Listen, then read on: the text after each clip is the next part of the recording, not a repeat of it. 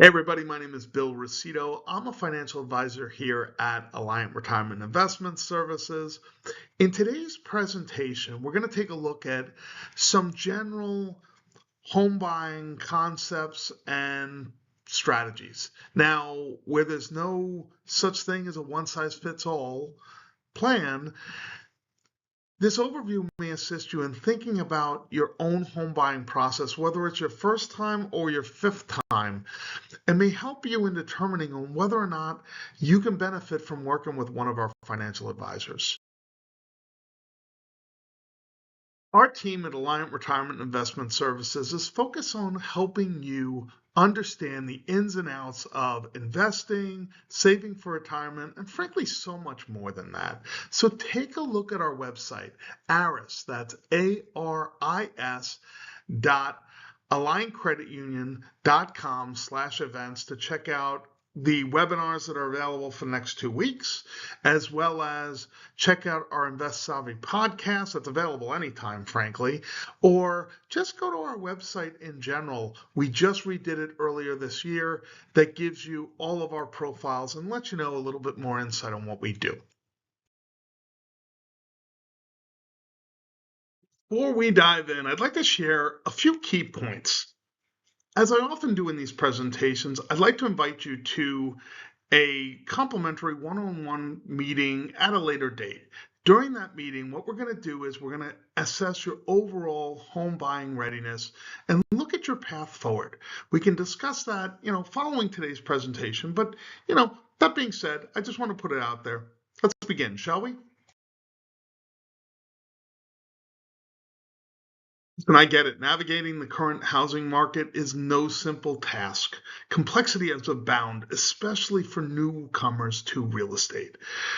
However, recognizing those obstacles is the first step. And today I want to equip you with the knowledge and the tools to confidently tackle the process so it's not such an overwhelming thing.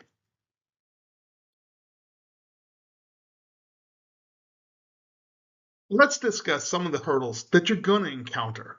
Competition out there is fierce. There are bidding wars on houses that already start at high prices. There are all cash buyers often participating in those wars. The housing stock is low overall, and there's even more of a limited number of starter homes available. Once you get into the home, a lot of people find that they underestimated ownership costs or that they're inadequately prepared financially for being a homeowner. And that's just the tip of the iceberg. The mortgage process can be overwhelming, especially when you're trying to make sure that you've adequately weighed the benefits of buying or renting, partnering with family members, or whether to dig into the retirement accounts if you have them. I don't say this to scare you. I say that to help you be aware and let you know that you're not alone. We can help you wade through these decisions. I get it. Buying your first home seems more complicated than ever, but you're soon going to see that by understanding the full process, you can achieve home ownership, which brings us to our first insight. A sound financial plan that prioritizes savings, debt, and lifestyle can make home ownership achievable even in today's challenging environment. An honest look at your current financial situation will start to reveal what you can realistically afford in a home. Next thing we're going to do is we're going to address your home buying budget. So how much house can you afford? Well, to get that, you need to come up with a home buying budget. First thing you do is identify funds that you're going to use for purchase costs. Compare new versus current housing costs. Then you're going to consider financing and down payment scenarios. Lastly, what you want to do is establish a realistic and affordable budget. You also got to consider things that most people don't, like closing costs, which can be 2 to 6% of the loan. So if you have a $500,000 house you want to buy, closing costs are going to be anywhere between 10 and $30,000. Also, you want to be able to explore home buying assistance programs, which, stay tuned. We'll address that. Listen, I get it. The idea of a down payment can seem daunting. Essentially, it's a one-time payment to show the bank that you're serious. And most of it ends up being equity in your home when you first buy it. It kind of gives you skin in the game. It can be anywhere between 5 and 20% of the purchase price. And it can be as low as, somewhere in the neighborhood of 3.5% with different loan assistance programs like FHA or, certain veterans programs have that as well. So we're going to figure out how you're going to get there in 3 steps. Now, it's going to involve a few calculations. Calculating my down payment. Oh, sounds like math. How do I do that? All right. First of all, take a picture of this slide. You can take a photo of it and refer to it later. So first thing you want to do is calculate the down payment that you from the amount that you've had. Take a look at your different accounts that are set for this down payment. You got to remove an emergency fund. You got to have an emergency fund so that you're not left with no cushion. Next thing is, okay, determine how much additional savings are needed. Okay, so that being said, you got the down payment required by the lender plus the closing costs minus the assistance. Take a look at assistance programs that you may be eligible for. We can take a look at that together. Also, step 3 is, what is the compounded growth and why is that? Why does that matter? Well, here's how it matters. Simply, you receive interest on the initial savings deposits that you have, right? Well, then you receive interest on top of that interest. That's compounded. So when you steadily add to your savings, whether or not through an automatic transfer or otherwise, your savings can grow exponentially. And with a few simple calculations, breathe easy. You got this. And, I can hold your hand and we can work through this together so it's not so daunting. Okay, now we're getting to lenders. What lenders want to know is they want to know that you have money to pay off the loan. They don't want to be in the real estate business. They don't want to collect, they don't want to take over your home. Although a lot of people think that the big bank or credit union wants to take your loan away from you and take your house away from you. That's the last thing they want to do. All they want to do is get paid on the interest. They don't want to be real estate owners. So they want you to be the real estate owner and pay them the interest. That's the only thing they want to do. So how do they determine that? They take a look at your income, the amount of debt, and your credit score. So the amount of debt that you have and your credit score, and they're going to come up with a debt to income ratio. What is a debt to income ratio? That is a crucial metric that lenders use to assess your borrowing capability. It essentially is a measure of your income to the amount of debt that you carry. So an example is if you have $5,000 of monthly income with $1,500 of monthly debt, that's a 30% debt to income ratio. The lower your debt to income ratio is, it makes you a more attractive buyer. The higher debt to income ratio you have means you're more of a risk to the lender. Many lenders want you to have a debt to income ratio of 36% or less, with no more than 28 to 35% of your income going towards your mortgage. So, when we work together, I can help you ensure that your finances meet the mortgage criteria by the time you're ready to apply. Okay. Here's that list that I was referring to earlier about, some of the support programs that are available to first-time home buyers. There are so many federal, state, and local programs available to the first-time home buyers, and these are just a few. So, if you're interested, see me later, and I can get you a more comprehensive list, and we can go through it together.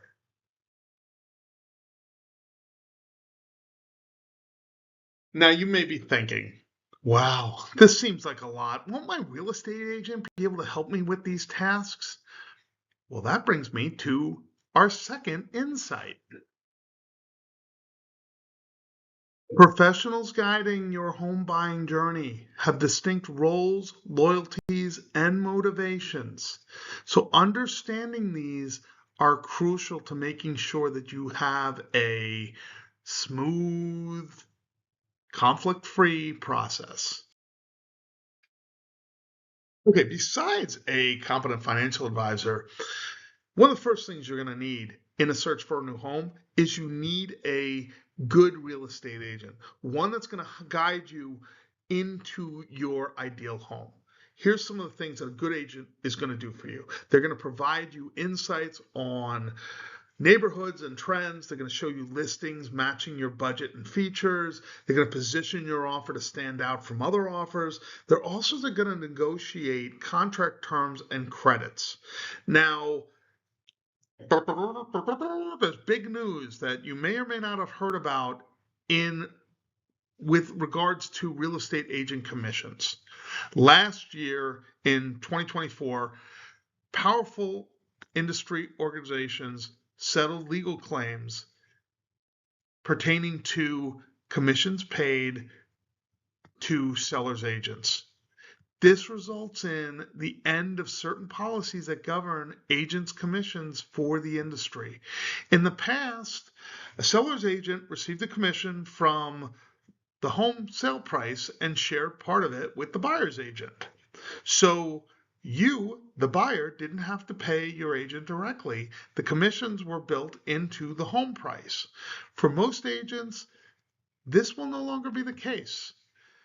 So what this means exactly for you? Well, buyers will need, the good thing is, one good thing is that buyers will save money in the end, and you will end up with more control over what you pay and for what services you get from your agent.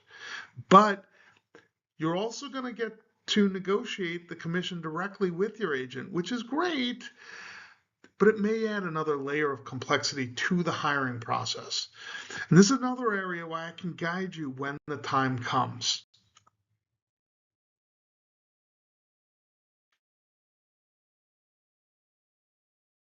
Okay, well, you'll also want to understand the different types of real estate agents. Now, the first two are pretty self-explanatory. Buyer's agent and seller's agent are, well, they work solely for the buyer or the seller. Okay, that's self-explanatory. But then there are two other types of agents you need to be aware of. A dual agent is essentially a agent that works on behalf of both the buyer and the seller in the same transaction. Now, there's benefits and things you need to be aware of with this as well. The benefit is it's simplified communication, potentially more streamlined process. However, there's also a potential for conflict of interest. And it's also, controversial and, illegal in some states as well. Also, it reduces your advocacy. So you as the buyer may not necessarily be fully represented. A designated dual agent essentially is two agents from the same real estate firm, one for the buyer, one for the seller. Again, it potentially has a conflict of interest because since one firm receives commissions from both sides of the sale, could raise questions about objectivity.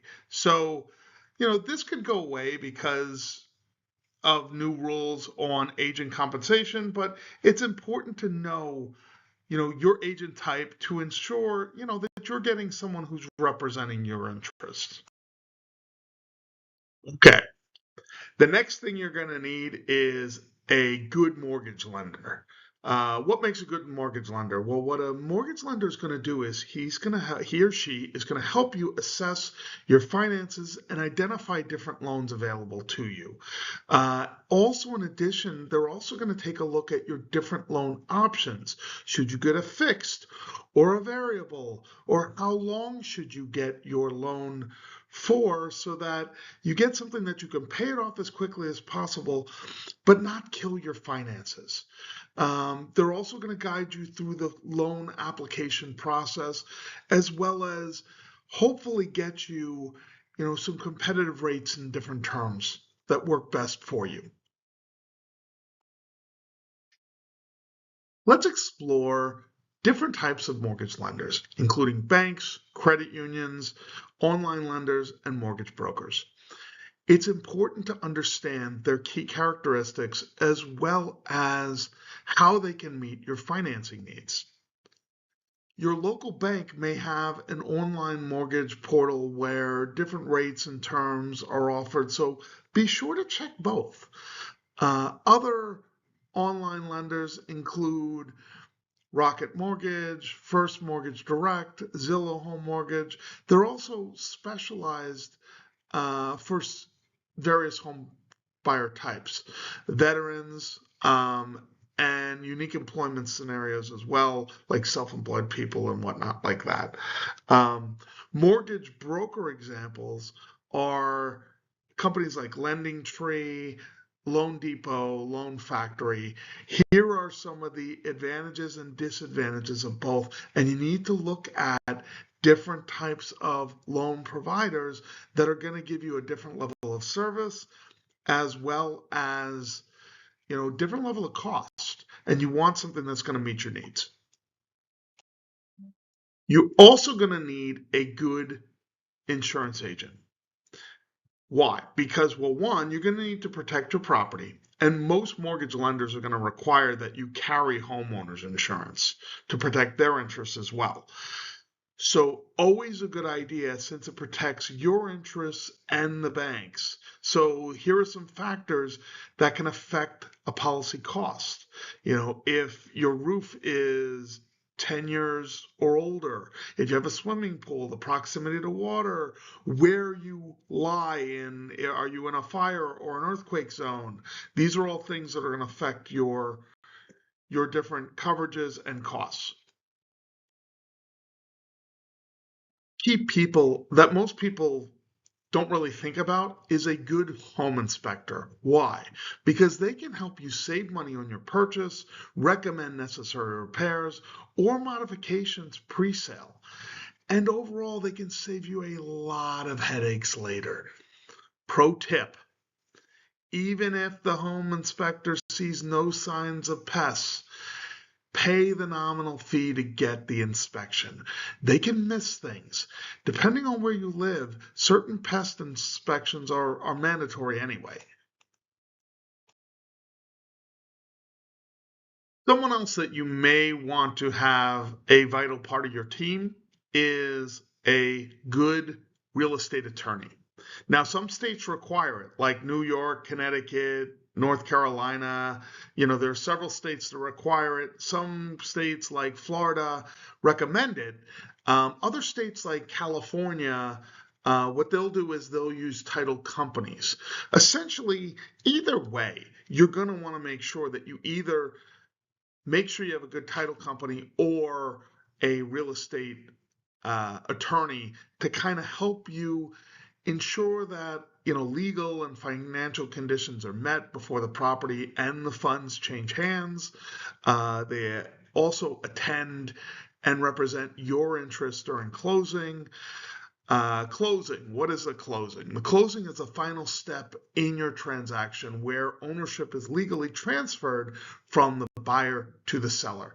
There's a lot of documents to sign, financials are settled, and then you're going to receive the keys on your new home. Hey, I don't know about you, but I tend to be a visual learner. It helps me to kind of see everything in front of me. So we put together this chart here to kind of show you visually how the process goes from starting off with your financial advisor all the way to, through your lender, your real estate agent, a good real estate attorney, the home inspector, all the way through the title company and the closing where then you're going to get your keys in hand. If it helps you guys at all, what we're going to do is we're going to send you a copy of this form via email. Now, you might be saying to yourself, okay, this makes perfect sense and all, but it sounds a bit overwhelming. And this takes us to our third and final insight of today. Like any major event in life, a comprehensive home ownership plan boosts confidence, steadies emotions, and enables smart decisions. Whenever you're doing something that matters, having a plan in place will make it go a lot smoother. One of the things that I'm always doing with my clients when it comes to once we create a plan, whether it's a home buying plan or a financial plan, is when we review it, we're going to track, monitor, evaluate, and refine. So the first thing you're going to do is track your financial progress against those projections that we made earlier. Next thing you're going to do is you want to stay on top and monitor changes in interest rates, prices, competition out there. Things are constantly changing. You want to stay up on top of those changes. Next, you're going to evaluate alternative financing options. Always look to see if things are constantly coming up that weren't available previously. Some things that were available go away. So you want to monitor and track that as well. And then once you have all the updated information, redefine your financial strategy. One of the other things you're going to need to do is look beyond the mortgage. Look at your total homeownership costs beyond the mortgage. Things you're going to have to keep track of are also things like property taxes. They're annual and they vary based on location and value. The US median is just under $2,400 a year. However, if you're in states like New York or California, it's going to be a hell of a lot more than that. So you need to know and account for that before you make your your home purchase. Also, you want to be aware of how much your homeowner's insurance is going to cost. It varies wildly based on many factors. The US average is anywhere between $2,200 a year and just under $4,000 a year. Also, keep in mind if there are any HOA, homeowners association fees, it can be anywhere between $200 and $900 a month. Also, mortgage insurance, if necessary, is anywhere between 0.5% to 5% of the original loan value. Keep in mind, moving costs can be anywhere. I mean, obviously, it depends what you're moving, but it's anywhere between $700 and $20,000 based on the type of move. Plan for roof and appliance replacements, emergency repairs, and remember to account for any additional expenses like landscaping, pest control, seasonal maintenance costs. These costs can add up over time and really need to be factored in your overall homeownership budget. So before we move on, just remember, if you fall off track, understand life happens. You may have to pause your savings at some point, and you know what? That's okay. There are 4 things that you can consider doing to get back on track. Number 1, at some point you can, make up for lost time by implementing a savings catch-up plan, by setting aside a larger portion of your income for a set period to explore opportunities for earning additional income through side hustles or maybe some freelance work, maybe working a little overtime or, selling those unwanted items to boost your savings. Also, what you can do is reevaluate your budget periodically and identify areas where you can temporarily reduce expenses to allocate more funds towards your savings goal. Also, considering adjusting your timeline periodically for home ownership to allow you to save more. there are a number of things that you can do to kind of, and if you get off track, don't beat yourself up. Just do what you can to get back on track. Okay, we're getting close to the finish line here. So let's review what we've discussed so far to make sure that we got it. Okay, so let's review the 3 insights I gave you. That yes, they're for home ownership, but frankly, it's for any major life goal, to be honest. First insight is a sound financial plan that prioritizes savings, debt, and lifestyle, can make home ownership achievable, or frankly, any major life goal, whether it be retirement or education savings or buying a car, whatever it may be. It's going to make it achievable in any challenging market. Secondly, be aware of the professionals that are guiding your home buying journey. They're all going to have distinct roles, loyalties, and sometimes conflicting motivations. Understanding these is crucial. Thirdly, is a comprehensive homeownership plan not only boosts confidence, but it's also going to steady your emotions and enable smart decisions. So what's the best way to get started? Well, I have a solution that I invite you to consider. Talking to one of our advisors here at Alliant Retirement Investment Services can help you streamline your path to home ownership by, making a plan that prioritizes your different goals and kind of sets things in place so you're on track to meeting your goals and your timeline as well.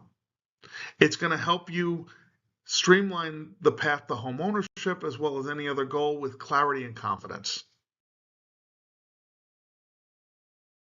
If you feel or have felt uncertain at times, well, know that you're not alone.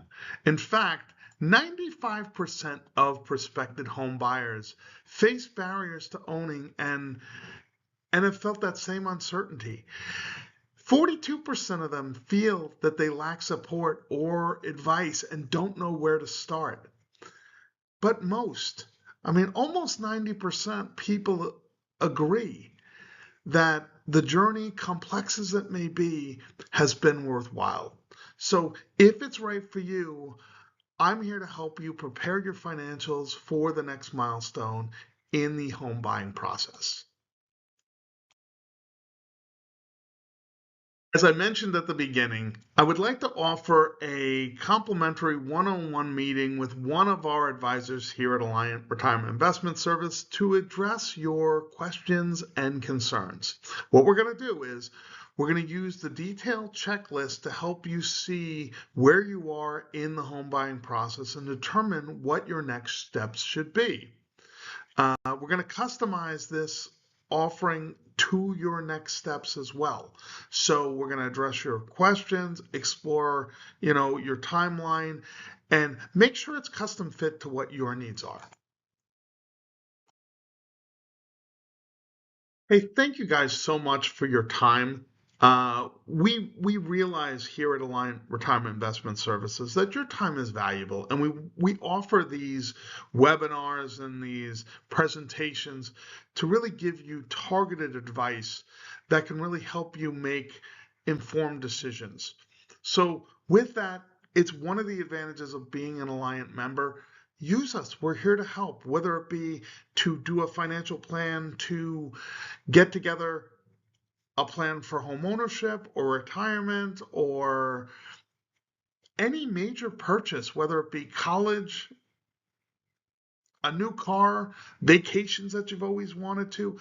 A plan can kind of help you make sure you're on track and that you're focused and getting to where you want to be. So with that, thank you guys, everybody. And shall we get on to questions?